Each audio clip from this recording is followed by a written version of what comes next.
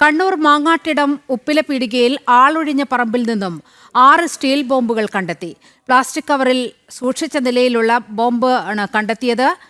പോലീസും ഡോഗ് സ്ക്വാഡും നടത്തിയ പരിശോധനയിലാണ് ഇത് കണ്ടെടുത്തത്.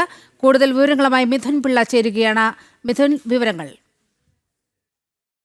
അല്പസമയം മുമ്പാണ് കുത്തൂറുമ്പ് മാങ്ങാട്ടിടം എന്ന് പറയുന്ന സ്ഥലത്തെ ഉപ്പിലപ്പീടികയിൽ നിന്ന് ആളൊഴിഞ്ഞ പറമ്പിൽ നിന്ന് 6 സ്റ്റീൽ ബോംബുകൾ കണ്ടെത്തിയിരിക്കുന്നത്.